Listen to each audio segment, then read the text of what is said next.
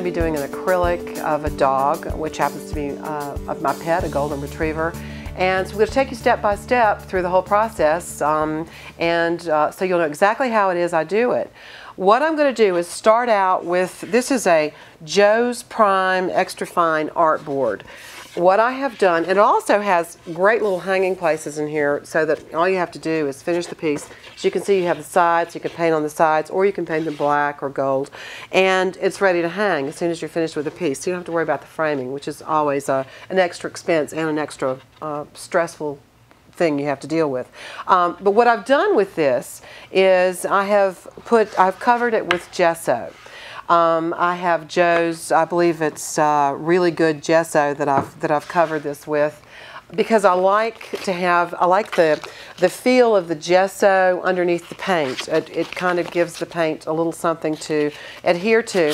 But also, one of the other things that I do, because I really like a smooth surface, is I have very fine, this is automotive sanding paper, and I will just smooth this out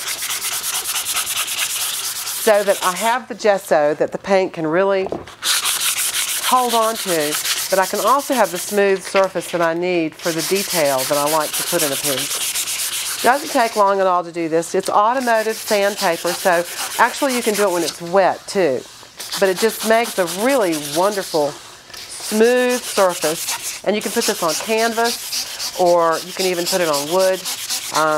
I've painted on masonite many times before. And so this is just another step that you can make to prepare your surface and give you something really good to set the paint on and really get your teeth into. Now, the next step that we're going to make is we're going to transfer our picture. We're going to draw our picture.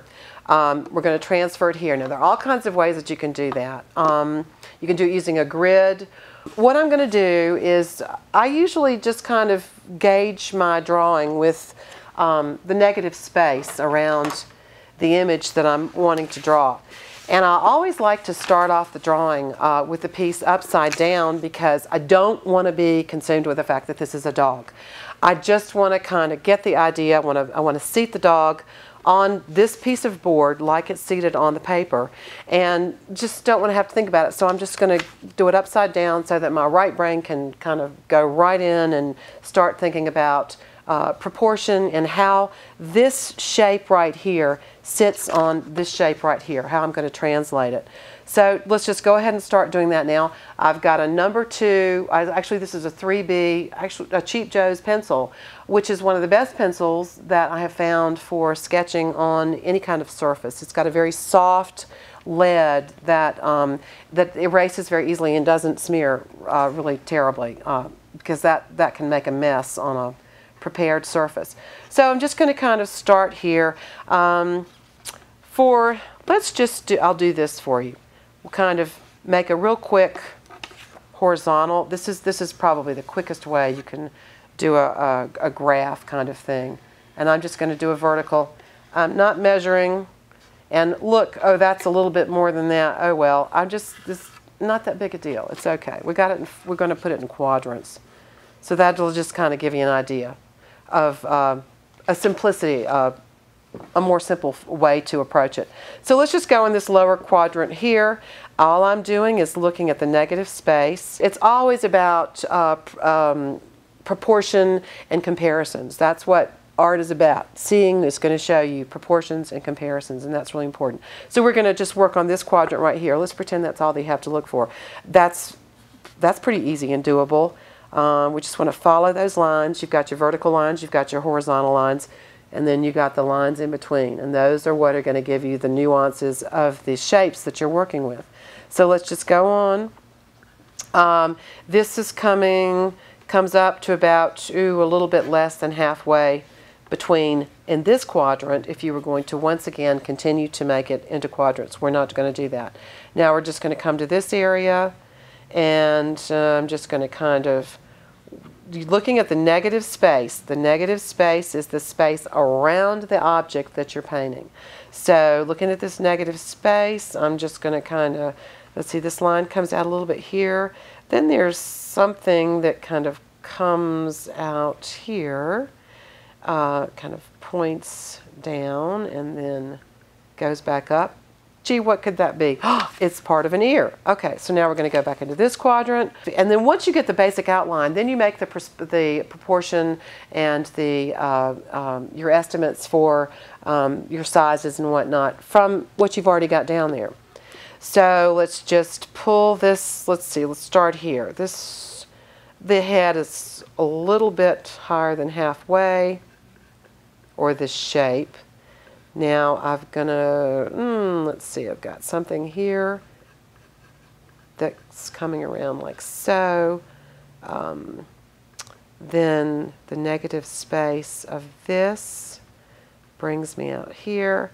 And then there's something that's kind of, looks like it's little strings or could be fur. And then a shape here. All right, so that's that. Now let's go to the other quadrant right up here. And then we've got something, let's see, this comes down to about right here. Here's something else that's more about, looks like kind of fur. And then, let's see, and then this kind of comes out to, say, around here. All right, now that's the basic overall shape that we're going to be drawing. Now, while we're here, let's go ahead and go inside that shape. And once again, if it's helpful for you to do something like to fold it in half, or even you can go ahead and fold it in quarters. If that's more helpful for you to focus on just what's happening within that quadrant, that's fine too. It's all about whatever works for you. That's the main thing. And there's always more than one way to skin a cat, so to speak. There's more than one way to approach a medium, a painting medium. Let's see, the eye is about right there. And the shape is about like so. Now, let's move back over here to this other quadrant. We'll just keep it very simple for you. And then I noticed that there's more of an eye going on there. See, that line goes down. Well, let's see, I've got this happening here, and then this line here. As I draw, you should be able to kind of get an idea of where I'm coming from and where I'm going. The other eye looks like it's somewhere in this area. And the eyes are going to be shaped differently because there's a different angle that the dog is facing.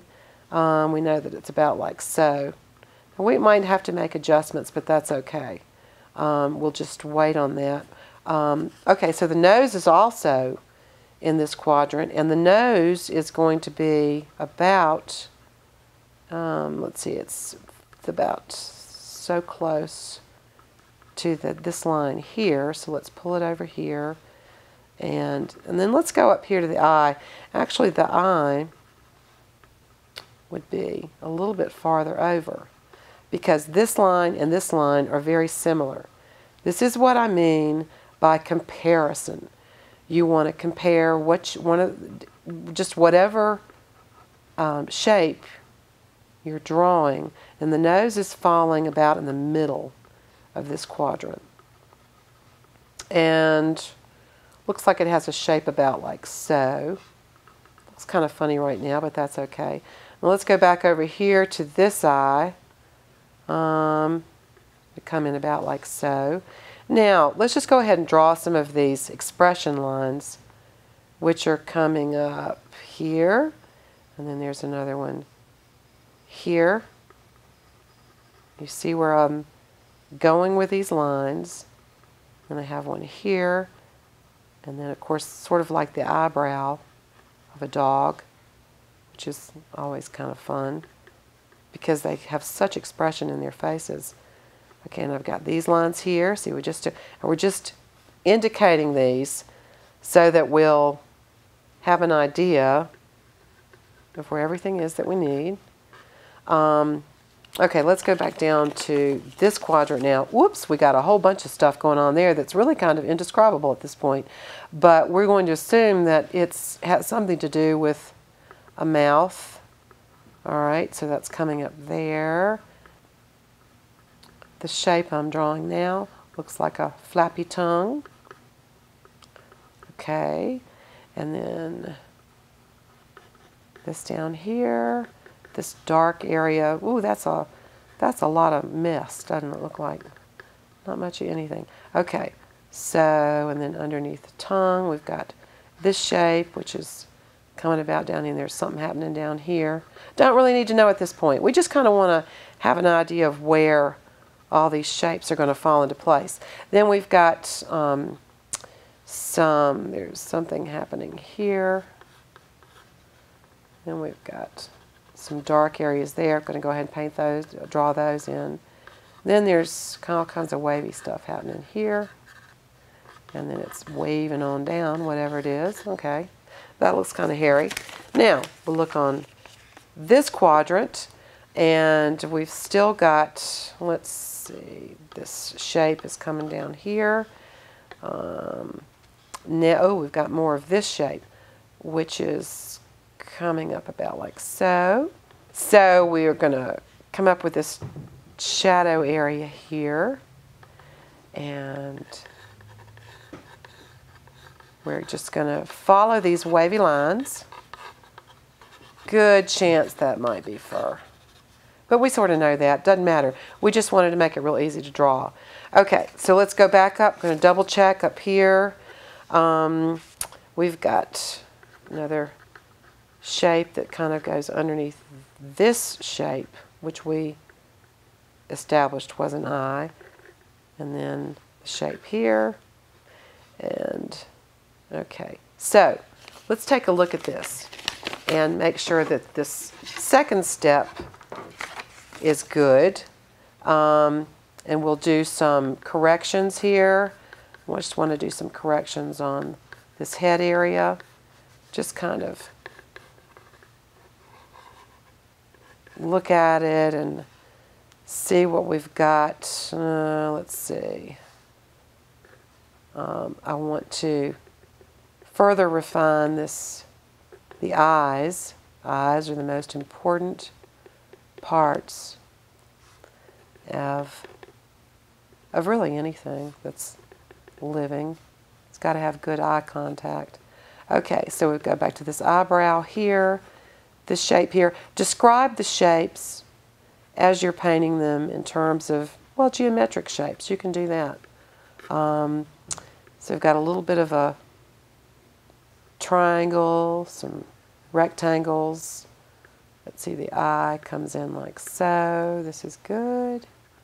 And this just kind of gives us something to work with. And then the pupil, big pupil. Okay, let's see. Now, it will look more and more like the dog that it is as we move along. And I right now just going to kind of moving my pencil around, and so that I can get an idea of how this should be. Okay, so little floppy ears. Now I'm going to kind of further refine this area here. And go up here again. I think I need to do that. This and that. This and that and this and that. Okay, so that's the mouth area that's coming up, and it's actually smiling. It's a smiley dog. Okay. And then the lower lip area and the chin. And then this comes in like so. And that'll be dark. And okay, so let me come in, move this down a little bit. It has a little bit of a...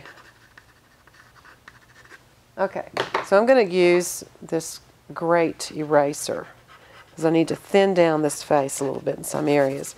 The other thing about the gesso is that it really allows you to, you can erase, you can do all kinds of things while you're working, and it doesn't mar up the image that you're working on much at all. But I'm thinning down this face, just refining the drawing. You don't have to expect everything to be perfect all at once. It all comes together. The final brush stroke is where the painting's finished, is where it's all done. Okay, so I've got this, and now I'm going to come back out here, and I think at this point we're very close to saying that we've got our drawing. And okay, here's our second step, and this is our basic drawing for what we're going to be painting.